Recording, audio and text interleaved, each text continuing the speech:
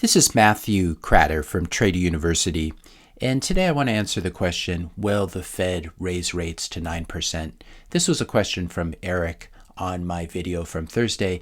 He said, I've heard on Fox Business Channel a few different fund managers say that the Fed typically wants the Fed funds rate higher than the CPI, which stands at 9.1%. CPI is obviously inflation, the official inflation rate, and that the Fed will not relent until it is so.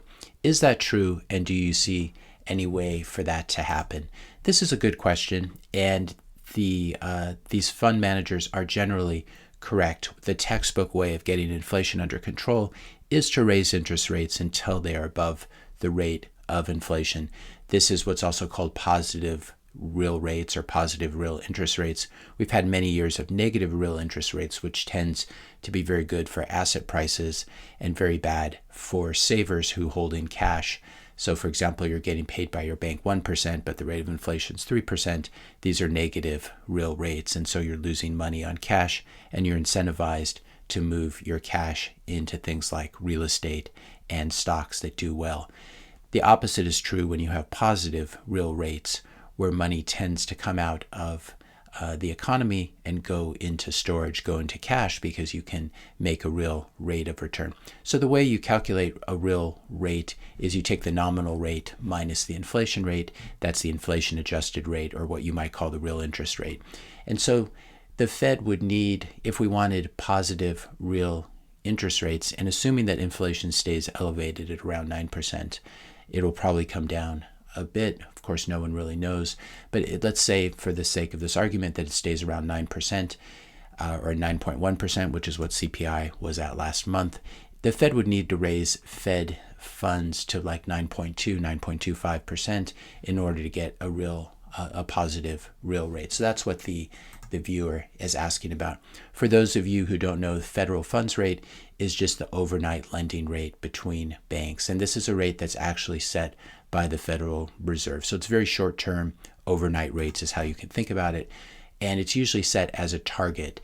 So right now, the current Fed funds rate is between 1.5% and 1.75%. These are always expressed in basis points, 100 basis points to 1%. And what this is telling us, what this probability calculator is telling us, based on the Fed funds futures, there's a 71% chance that they're going to hike 75 basis points to 2.25 to 2.5%, and then just a 29% that they're going to do a full 100 basis point hike. We were talking about this on Thursday, how 100 basis points or a full percentage point hike was priced in. What happened after I made that video on Thursday is a bunch of Fed governors came out and said, well, we think 1% is too much to hike in July. And so the market readjusted, and it now looks like there's a very good probability we get a 75% basis point hike. So where are we? We have inflation of 9.1%, and by the end of this month, Fed funds will be somewhere around 2.25, 2.5%. So we still have a long way to go to get Fed funds above the inflation rate.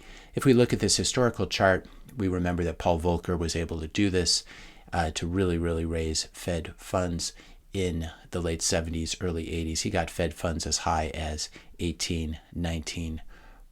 And this is where inflation was at that point as well. And we've had many years. We've really had 40 years of interest rates falling since then. So this is a chart of effective Fed funds. And we can see so far we haven't really made that much progress getting off of zero. But supposedly this is what Powell wants to do. So let's take a look at the economy. What would happen if Fed funds got up to 9%? In other words, they got up to this neutral point where we finally had positive real rates. Let's start with adjustable rate mortgages, ARMs. Basically, the way these are calculated, these are for buying houses, obviously. These are mortgages. You figure out your interest rate by adding an index. You take some index and then you add a margin to that. So a very common way of doing this is you take the 1-year Treasury note, which is U.S. government debt. You take that interest rate and then you add a margin to it, which is a fixed margin of, call it 2%. So if the 1-year note is at basically 0%, where it was for the last couple of years, essentially 0%, maybe 0.25%, then you add the margin, you would end up with an adjustable rate mortgage at about 2% or 2.25%. So if Fed funds were to get up to 9%, it's almost certain that the one-year Treasury, which is very close to Fed funds in terms of the one is an overnight rate, one is a one-year rate, but this is still the front end of the curve. If Fed funds got up to 9% in order to give us real positive real rates, these adjustable rate mortgages, if we used a 2% margin, the one-year Treasury rate would certainly get to 9%. You add a 2% margin to that, and all of a sudden your adjustable rate mortgage balloons up to 11% annual interest that you're paying. Let's say that your teaser rate from a couple years ago, before the mortgage started to adjust, so these generally are fixed for, call it 2, 3, 5 years, and then the interest rate starts to adjust. So they sucker you in at the beginning. Let's say your teaser rate was 2%. Now the Fed has hiked rates to 9%, hiked Fed funds to 9%. All of a sudden, your rate is 11%, and your mortgage payments are going to be 5.5 times higher. This is the kind of impact that this could have on personal finances if the Fed were to hike this sharply. Before we go on, I'd just ask you, if you're finding this video helpful, to please hit that like and subscribe buttons. That really helps out the channel and helps the YouTube algorithm to surface these videos for other people, and maybe share this video with a few friends as well. So that is adjustable rate mortgages. You might be listening to this and saying, well, that's not a problem because I was really smart. I locked in 3% on my 30-year fixed rate mortgage. And if you did, congratulations, that was a very smart move. The problem with this, though, is that you did it, but your future buyer did not, because your future buyer has not applied to buy your home yet. The average American moves something like every 5 years or so. You're probably not going to live in your house for 30 years. And real estate prices, housing prices, are set at the margins by new buyers and new sellers. And so if the new buyers of houses in the US are going to need to get 30-year fixed rate mortgages at today's rates, those mortgage rates are going to be something like 12%. If you take 9% Fed funds, you add about 3% to that. I'm really spitballing this because 30-year mortgage rates are really set more by the 10-year note than by anything else. But at a 9% Fed funds rate, I would say mortgage rates would be at least 12%. Probably, that's probably conservative. They're probably a little bit higher. We know that mortgage rates are around, 30-year fixed was around roughly 3% when Fed funds was at 0. So this is how I'm coming up with that approximation. Either way, if you're used to paying 2, 3, 4% on your fixed rate mortgage, and the next buyer has to pay 12%, there's no way that they can offer the full price for your house. And this is how housing prices turn around and begin to go down. Imagine what this would do to the housing market, and then imagine what it would do to all the consumer spending, which really is leveraged off of housing. As your house goes up in value, you might take out an equity line of credit against it, a home equity loan, and spend that money. As you're feeling wealthier, as your house goes up in value, you buy more expensive appliances. There are all these ripple-on effects. Maybe you do some construction, you do some remodeling, which is good for the construction industry. And so housing is very, very important in the U.S. because it makes up such a large percentage of people's net worths. And falling housing prices always lead to recessions, and as they did in the great financial crisis, they can actually even lead to the blowing up of the U.S. banking system. Now, can these mortgage rates trade below Fed funds? So could we have Fed funds at 9% and then mortgages stay at 6 or 7%, something like that? Yes, you can do this, but only if you want to blow up the whole U.S. banking system, because the way this works is that banks borrow from you. You deposit some money at a bank. You're earning 9% because Fed funds is at 9% roughly. We're assuming the bank's going to pay roughly around there. Maybe they're only paying 8% or something, or they're paying a little closer to 9%. But they pay depositors 9%. They lend out that money to someone else to buy a house. If they're going to lend it out at a lower rate, let's say they're paying you 9% and then they issue an 8% mortgage to a borrower, they're losing 1% a year. And this becomes a very big deal when you realize that banks are highly levered. This is the business model. They're usually levered somewhere between 10 and 12x.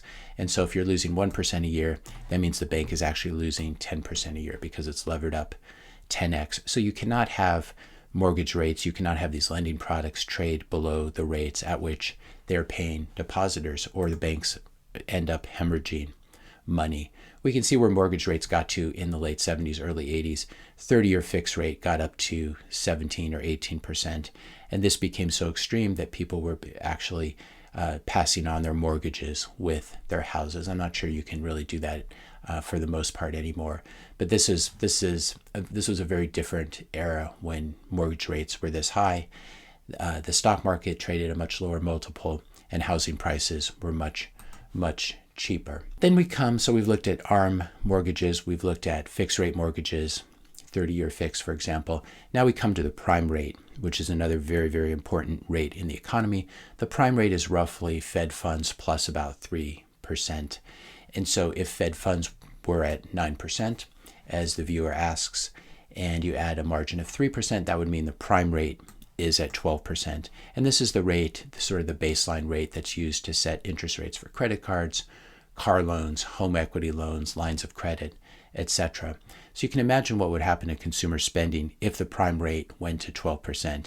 And most people have to borrow at rates much higher than the prime rate. So if you're a subprime borrower, for example, you might have to borrow at 5 or 10 percentage points higher than this. So this would be another way that Fed funds would ripple through the economy. And American consumers have gotten very used to, for example, on their cars, having very cheap loans. There have been a lot of car loans over the last decade where you can borrow money for your car at 0% per year. This is very different from borrowing money at 12% a year. So you can imagine what this would do to the car manufacturers and all the consumer spending that's levered off of credit.